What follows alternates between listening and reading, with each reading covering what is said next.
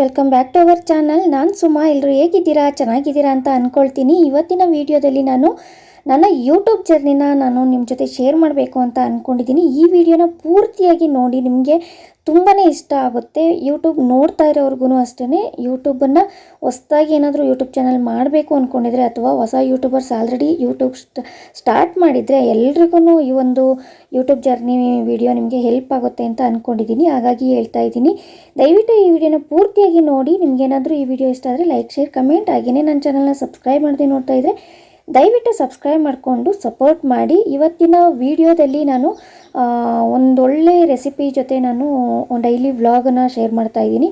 Audio ಬಂದು ನನ್ನ ಒಂದು ಯೂಟ್ಯೂಬ್ ಜರ್ನಿನ ಶೇರ್ ಮಾಡ್ತಾ ಇದ್ದೀನಿ.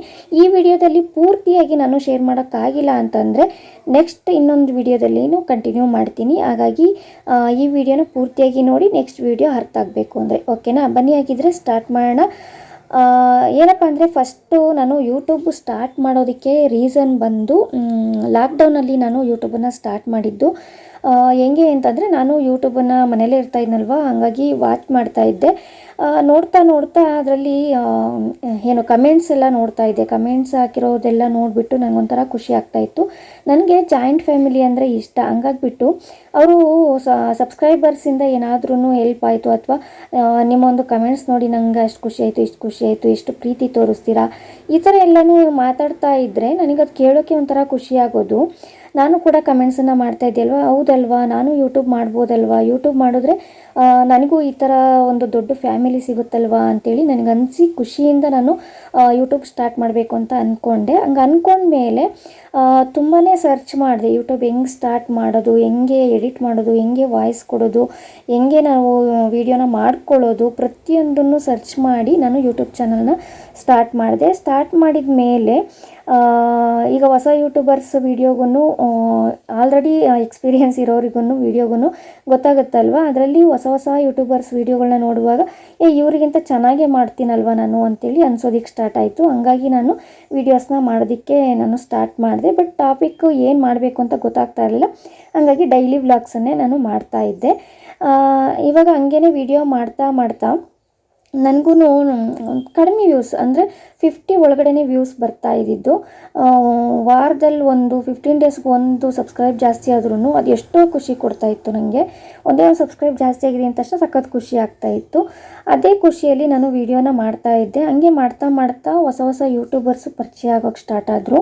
ಯಾಕೆಂದರೆ ಅವರು ನನ್ನ ವೀಡಿಯೋಸ್ನ ನೋಡಿಬಿಟ್ಟು ನಾನು ಹೊಸ ಯೂಟ್ಯೂಬರ್, ನಾನು ನಿಮಗೆ ಸಪೋರ್ಟ್ ಮಾಡ್ತೀನಿ, ನೀವು ನನಗೆ ಸಪೋರ್ಟ್ ಮಾಡಿ ಅಂತ ಹಿಂಗೆ ಜಾಸ್ತಿ ಜನ ಪರಿಚಯ ಆಗ್ತಾ ಅವ್ರದ್ದು ಏನಾಯಿತು, ಹೊಸ ಯೂಟ್ಯೂಬರ್ಸ್ ಎಲ್ಲ ಲೈವನ್ನು ಮಾಡಿಕೊಂಡು ಅದರಲ್ಲಿ ಬಂದು ನನ್ನ ಚಾನಲ್ಗೆ ಹೊಸ ಯೂಟ್ಯೂಬರ್ಸ್ ಬೇರೆಯವರು ಕನೆಕ್ಟ್ ಆಗೋದು, ನೀವು ನನಗೆ ಕನೆಕ್ಟ್ ಆಗಿ ಅಂತ ಹೇಳೋದು, ಈ ಥರ ಎಲ್ಲ ನಡೀತಾ ಇತ್ತು.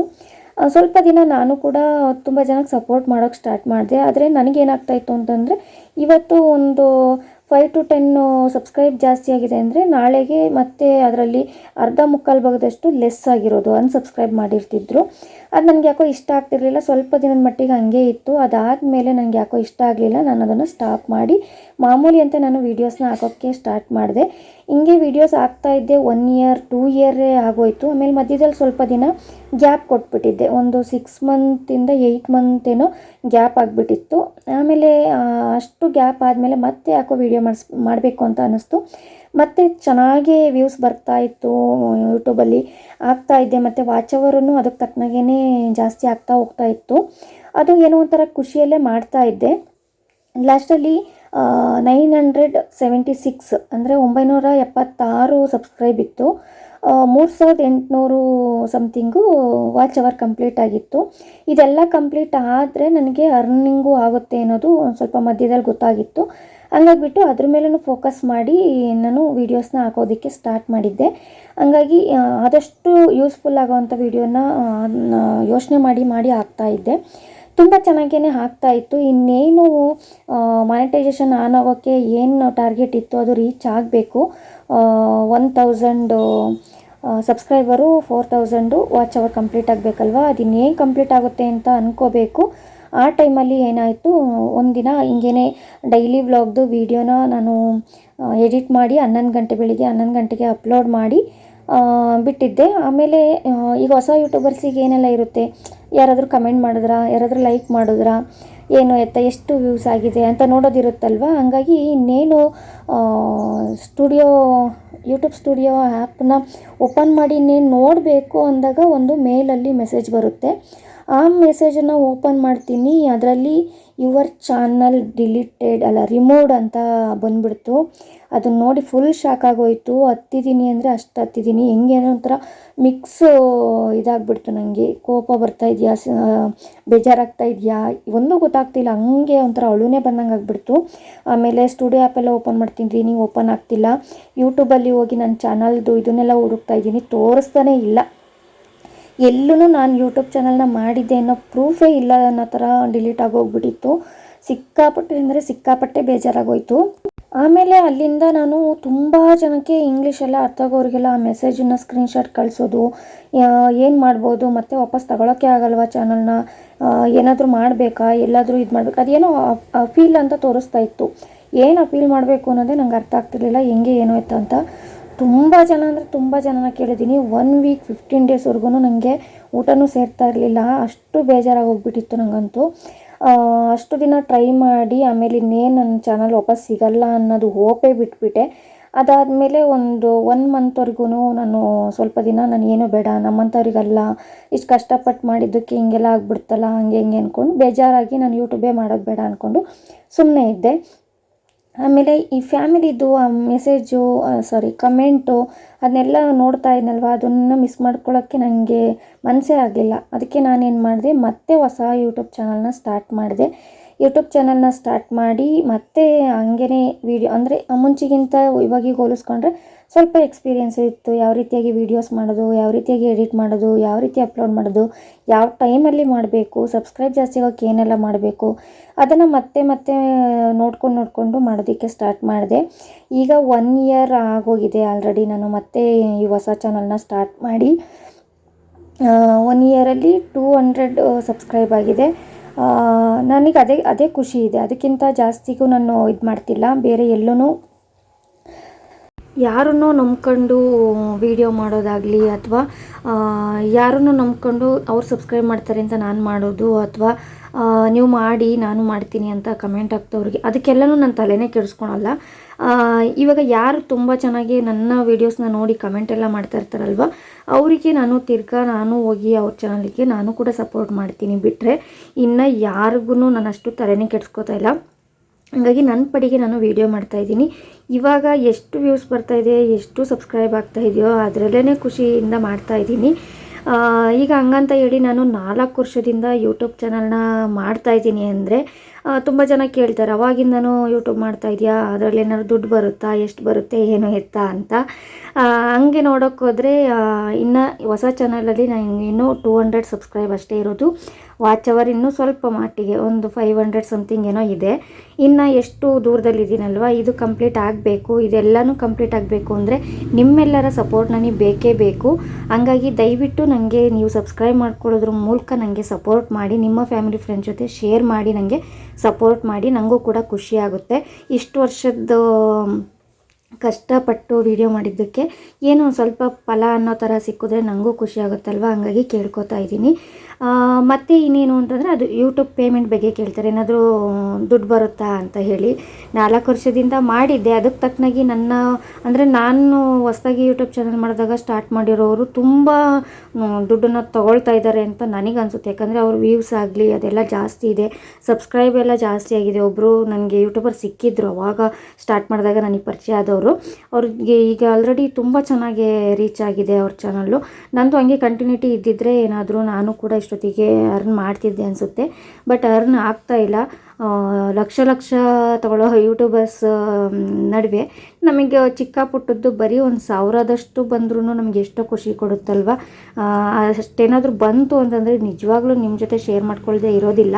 ನನ್ನ ಫಸ್ಟು ಯೂಟ್ಯೂಬ್ ಪೇಮೆಂಟ್ ಎಷ್ಟು ಬಂತು, ನೆಕ್ಸ್ಟ್ ಯೂಟ್ಯೂಬ್ ಪೇಮೆಂಟ್ ಎಷ್ಟು ಬಂತು ಅಂತ ನಾನು ಕೂಡ ಶೇರ್ ಮಾಡೋದಕ್ಕೆ ಸ್ಟಾರ್ಟ್ ಮಾಡ್ತೀನಿ.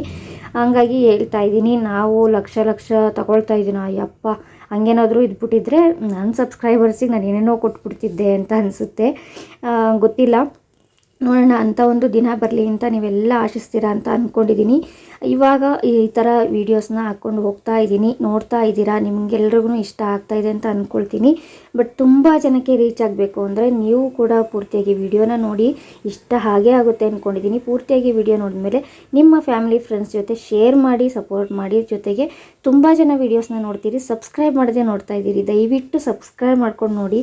ನೀವು ಸಬ್ಸ್ಕ್ರೈಬ್ ಮಾಡ್ಕೊಳ್ಳೋಕೆ ಏನು ದುಡ್ಡು ಕೊಡಬೇಕಾಗಿಲ್ಲ, ಏನು ಸ್ವಲ್ಪ ನೆಟ್ ಹೋಗ್ಬೋದು ನೀವು ವಿಡಿಯೋ ನೋಡೋದಕ್ಕೆ. ಆ ವಿಡಿಯೋದಲ್ಲಿ ಏನಾದ್ರೂ ಕಲಿಯೋಕ್ಕೆ ಸಿಕ್ಕಿಲ್ಲ ಅಂತಂದ್ರೂ ಅಥವಾ ಏನಾದರೂ ಚೇಂಜಸ್ ಮಾಡ್ಕೊಳ್ಳೋಕ್ಕಿದ್ರೂ ಕೂಡ ಹೇಳಿ, ಇದನ್ನು ಚೇಂಜಸ್ ಮಾಡ್ಕೊಳ್ಳಿ, ಈ ಥರ ವೀಡಿಯೋಸ್ನ ಮಾಡಿ, ನನಗೆ ಇಷ್ಟ ಆಗುತ್ತೆ, ಆ ಥರ ವೀಡಿಯೋಸ್ ಮಾಡಿದ್ರೆ ನಾನು ನೋಡ್ತೀವಿ, ಈ ಥರ ಎಲ್ಲದನ್ನು ನೀವು ಕಮೆಂಟ್ ಮಾಡಿ ತಿಳಿಸೋದ್ರಿಂದ ನಾನು ಅದೇ ಥರ ವೀಡಿಯೋನ ಮಾಡೋದಕ್ಕೆ ಟ್ರೈ ಮಾಡ್ತೀನಿ.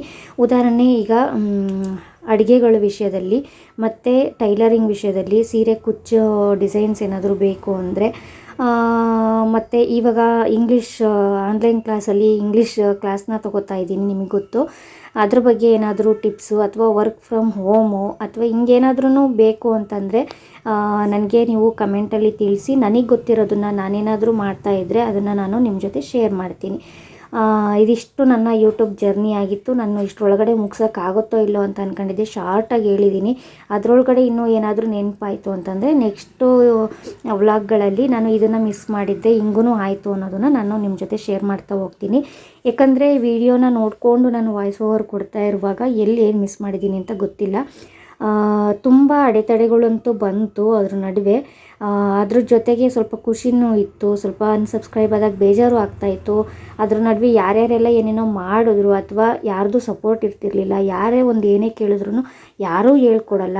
ಈಗ ಯಾರಾದರೂ ಹೊಸ ಯೂಟ್ಯೂಬ್ನ ಸ್ಟಾರ್ಟ್ ಮಾಡಬೇಕು ಅಂತ ಅಂದ್ಕೊಂಡಿದ್ರೆ ಅವರಿಗೆ ನಾನು ಒಂದೇ ಒಂದು ಟಿಪ್ಸ್ ಅಂತ ಹೇಳೋದು ಅಂತ ಅಂದರೆ, ನೀವು ಯಾವುದೇ ಒಂದು ಟಾಪಿಕ್ ಬಗ್ಗೆ ನಿಮಗೆ ವಿಷಯ ಬೇಕು ಅಂದರೆ, ವಿಡಿಯೋ ಅಪ್ಲೋಡ್ ಮಾಡೋದಾಗಲಿ, ಎಡಿಟ್ ಮಾಡೋದಾಗಲಿ, ಯಾವುದ್ರ ಬಗ್ಗೆ ನಿಮಗೆ ಬೇಕು ಅಂತಂದ್ರೂ ನೀವು ಯೂಟ್ಯೂಬಲ್ಲೇ ಸರ್ಚ್ ಮಾಡಿ ನಿಮಗೆ ಆ ಟಾಪಿಕ್ ಬಗ್ಗೆ ಟೆಕ್ ಚಾನಲ್ ಅವರು ಎಲ್ಲ ಡೀಟೇಲಾಗಿ ವೀಡಿಯೋಸ್ನ ಹಾಕಿದ್ದಾರೆ. ಯಾರ್ದು ಹೆಲ್ಪ್ ಬೇಡ, ನೀವು ಆರಾಮಾಗಿ ಯೂಟ್ಯೂಬ್ ಚಾನಲ್ನ ಸ್ಟಾರ್ಟ್ ಮಾಡ್ಬೋದು.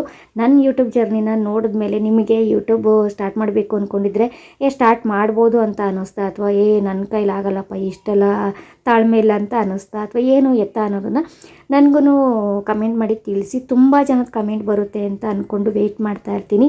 ದಯವಿಟ್ಟು ಕಮೆಂಟ್ ಮಾಡೋದನ್ನು ಮರಿಬೇಡಿ. ಹಾಗೆಯೇ ಇದಿಷ್ಟು ವಿಡಿಯೋ ನೋಡಿದ ಮೇಲೆ ರಿಕ್ವೆಸ್ಟ್ ಅಂತ ಕೇಳ್ಕೊತಾ ಇದ್ದೀನಿ, ದಯವಿಟ್ಟು ಸಬ್ಸ್ಕ್ರೈಬ್ ಮಾಡಿಕೊಂಡು ಸಪೋರ್ಟ್ ಮಾಡಿ. ಇನ್ನು ಮುಂದೆ ಆದ್ರೂ ನನ್ನ ವೀಡಿಯೋಸ್ ತುಂಬ ಜನಕ್ಕೆ ರೀಚ್ ಆಗೋ ಥರ ಶೇರ್ ಮಾಡಿ ಅಂತ ಕೇಳ್ಕೊತಾ ಇವತ್ತಿನ ವೀಡಿಯೋನ ನಾನು ಇಲ್ಲಿಗೆ ಎಂಡ್ ಮಾಡಬೇಕಂತ ಅಂದ್ಕೊಂಡಿದ್ದೀನಿ. ಸಿಗ್ತೀನಿ ನೆಕ್ಸ್ಟ್ ವೀಡಿಯೋದಲ್ಲಿ. ಟೇಕ್ ಕೇರ್, ಬಾಯ್ ಬಾಯ್.